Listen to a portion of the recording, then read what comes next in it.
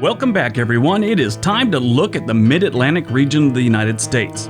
What is going on, everyone? Are you thinking about retiring or just moving to the Mid-Atlantic region of the United States? If so, that's what we're looking at today. Where in the Mid-Atlantic can you live or retire for under $1,500? First things first, what is the Mid-Atlantic? There are a few different maps on this one. Some say Pennsylvania, New York, Maryland, Delaware, New Jersey are the Mid-Atlantic states, while others include the Virginias, which are also lumped in with the South sometimes. Today we'll be including the Virginias since they got skipped on the Southern video in this series.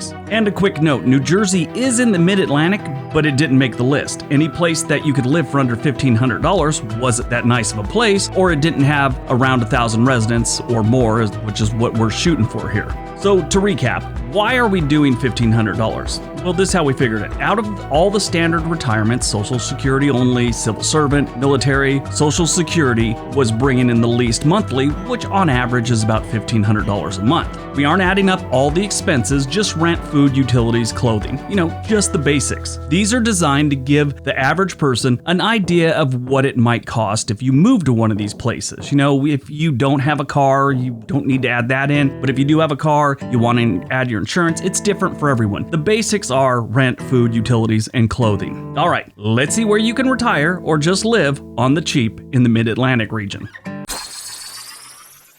Number 10, Angola on the Lake, New York. Angola on the Lake is a hamlet on Lake Erie, about 30 minutes south of Buffalo. Angola on the Lake is a county-designated area with the town of Angola just inland a little bit. Both have similar stats, so you could live at each place, but Angola on the Lake's a little bit better because you got the lake right there. This is a great place to live in the spring and the summer. Winters can get rough in this part of the country, as we all know. This is upstate New York, so it can get a little rough. The livability score here, though, is 80. That's solid. And the rent in this area is estimated to be around $775 a month. Now, some places on this list, like Angola on the Lake, don't have apartment buildings, but real estate websites still give them an estimate of what it would be if they did. I include this because it gives you a sense of how expensive a place would be without throwing a whole bunch of extra numbers at you. You can get by in Angola on the Lake for $1,500 a month. Barely made the cutoff. And according to one of my relatives, there's a neat place, I've never eaten there, but there's a neat place called Connor's Hot Dog Stand that's in Angola on the Lake or right next to it. It's apparently pretty good and it's always packed, so try it out if you go there to visit.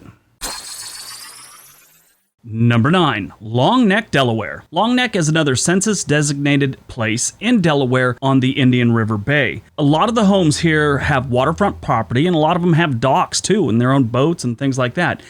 They have almost 2,000 residents that enjoy a livability score of 81. A good amount of the oceanfront homes here are the manufactured type homes. They look really nice, but they're manufactured. Some people don't like that. Okay. But this is an out-of-the-way place, and they don't have jobs in this area, so working remotely or being retired, those are your two options for living here. Now, they don't have any apartments for rent here either, but the estimate is if you rented a one-bedroom apartment here, it would be $710 a month. You can get by in Long Neck, Delaware on $1,490 a month. Number 8, Bowling Green, Maryland. Bowling Green is an unincorporated community and census-designated place, again, in Allegheny County, Maryland. As of 2010, it had a population of just over 1,000 residents. It's right outside of Cumberland, Maryland. And it is nothing like Cumberland, Maryland. Cumberland sucks. Bowling Green is a nice small community of just over 1,000 residents, like I said. Almost 25% are in the retirement age bracket. And it's on the north branch of the Potomac River, so it's got a lot of things going for it. It gets cold and stuff like that. They also have a nice prison right down the road. It's called the Western Correctional Institute. It has Yelp reviews. I'm not even kidding. The people seem to think it's a nice place and the guards are pleasant. I don't know about that. I don't want my guards being pleasant. Shouldn't guards be horrible and mean and have Yelp reviews where people talk about how he found his prison hooch in the toilet and took his shank and stuff like that? Number 7, Wise, Virginia. Out in the hills of Western Virginia, you have almost 3,000 residents that call Wise home. It was originally incorporated as the town of Gladeville in 1874. The town's name was changed to Wise in 1924. Wise is named after Henry A. Wise, the last Virginia governor before the American Civil War. The town's also home to the University of Virginia's College at Wise. If you like the great outdoors, wine, and the Civil War, move to Wise. Drink some wine, do some hunting, hiking, biking, fishing, canoeing, and camping. All can be done while drinking wine, but hunting isn't advised. It's It's never a good thing to, be drinking a whole bunch of wine and out with firearms. They never seem to go good together. Wise goes deep in history and is the site of a Civil War battle. They have a nice livability score of 82. If you rent here, which they don't have a ton of apartment buildings, but it is estimated that their rent for a one-bedroom apartment is $640 on average, and you can get by in Wise on $1,452 a month. Number 6. CELORON, New York. CELORON is a village on Lake Chautauqua in western New York. It is part of the town of Ellicott and sits on the western boundary of the city of Jamestown, New York. This is also where Lucille Ball lived during her teenage years. This town is very proud of that. There's a Lucille Ball Desi Arnaz Center in nearby Jamestown, and they have a park named in honor of Lucy with a couple of statues. One of the statues looks just like her, and it's great and it's perfect. The other one looks like the sculptor may have never seen a picture of Lucy before he started sculpting her. This is a nice place to live if you could handle the cold. This part of New York gets extremely cold during the winter, but during the summers and the spring, it's a beautiful place to live. The livability score is 81 in CELORON, and if you want to rent here, the average rent here is $623 a month, and you could get by on $1,450. Number 5. Ferndale, Pennsylvania. Ferndale is a borough of Johnstown, Pennsylvania's metro area with around 1,600 residents, one of which his name is Les, and he questions my sexuality because I'm a Cleveland Browns fan. At least, that's what I think he's trying to convey. There are so many grammatical errors, I find it exhausting to read his lengthy emails. It's almost like you need a decoder ring from him, or as he put it, a decoder rang. Anyway, other than Les, this is a nice place to live. It's about an hour and a half east of Pittsburgh, and it has a solid livability score of 82. Their stats are pretty decent here, across the board. Rent in this area on average goes for about $620, that's their median rent price, and you can survive here on $1,447 a month. Number 4, PEARISBURG, Virginia. PEARISBURG was founded in 1808, and it was named after George Paris, a local landowner who donated a 50-acre patch of land to be used for a town that might be growing around the county courthouse that was just put up. This is another town that, if you like the outdoors and clean air, give this one a serious look. The New River flows right by town, and the Appalachian Trail goes right through town. This, like so many other small towns in Virginia, is a great place to raise a family or retire, either one. They have a nice livability score of 83, and their median rent price is $595 a month. You could survive here on $1,398 a month. Not a bad place to live for that kind of money.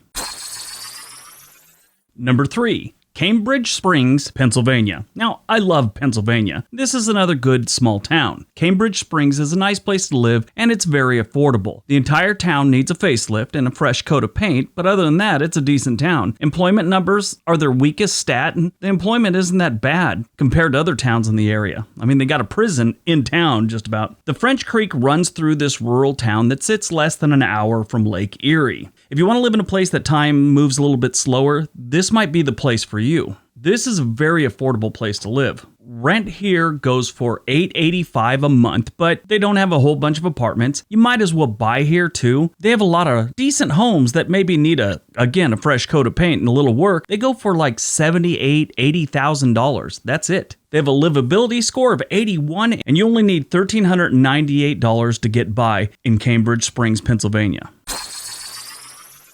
Number 2, DESPARD, West Virginia. Now, I think that's how you pronounce it, but in West Virginia, they have so many different ways to pronounce things that's very localized. I'm going to get it wrong and I'm going to be corrected, I'm sure. West Virginia is getting better as a state. We're talking the whole state right now. The people here are great, and they always have been. This whole state has just been dealt some really bad hands in the past couple decades. Almost the entire state is affordable enough to be on this list. The tough part is finding A, a place that has enough residents, and B, not a ton of poverty. Nothing wrong with being poor. I'm not slamming the poor. It's just all the extra problems kind of makes people not want to be around that kind of atmosphere. DESPARD is a town in West Virginia with a population of just over 1,000 residents. It's in Harrison County, and living here offers residents residents a sparse suburban feel, and most of the residents rent their homes, so there's a lot of renters here. Unlike a lot of the other places on this list that don't have many rentals, this place actually has them. Many retirees live in DESPARD, and that's why we picked this one. Over 43% of the residents here are of retirement age, so if you are looking to retire on a really tight budget, this is something you want to look at. Really, all of West Virginia is something you want to look at. Beautiful land, decent people. If you don't need a job, it's a good place to live. You know, I mean, you're retired, or let's say you work via the internet and you can find a town in West Virginia that has solid internet. It's a good thing to look at. But everything else is good. They have a livability score of 82, and the median rent price here is $539 a month. You only need $1,325 to live in DESPARD, West Virginia, comfortably. All right, before we get into number 1, don't forget to hit that like button. Subscribe if you haven't. That really helps this channel out. Be part of our community. We'd really appreciate it. All right, on to number 1. And number 1, KNOX, Pennsylvania. KNOX is a borough in Clarion County, Pennsylvania, about an hour and a half north of Pittsburgh. Here's the thing about Pennsylvania. I've spent a lot of time visiting small towns in Pennsylvania over the last couple of years. 90% of them are great places to live. This is one of those. Stat-wise, their only knock is amenities. They're a little bit out in the sticks, so they don't have things like Walmart, and they do have a place called the Pizza Shop, though. I imagine they sell pizza there. I mean, they don't have any fancy name like, Pizza Hut or Giordano's or some Italian name. It's just called the Pizza Shop. How much thinking went into that name? From what I've read, it's pretty good. I've never eaten there. The employment numbers here are decent, which is odd for being such a out-of-the-way place. They got decent job numbers. That's kind of strange. They have a little over 1,000 residents, and they take care of this place. It's hard to find a run-down home in KNOX, Pennsylvania. The livability score is 82, and their median rent price is $483. You could get by in KNOX, Pennsylvania on $1,300 a month. All right, that is our list. I hope you guys enjoyed it. Hope you got some information out of it. Look into some of these. If you guys are thinking about finding someplace cheap to live in the Mid-Atlantic, these are some good choices. Now, if you are looking for these places and maybe this one doesn't float your boat, look in the immediate area around there because a lot of them have similar numbers. And the ones in West Virginia or the one in West Virginia, just look at the whole state. They're all pretty much the same things. Just stay out of the hollers. All right, don't forget to leave a comment. Tell me what you thought. Tell me which one was your favorite one. I'd love to hear about it. And also, which one do you think we should do next? Which region of the United States should be our next video? Anyway, everybody have a great day. Be nice to each other.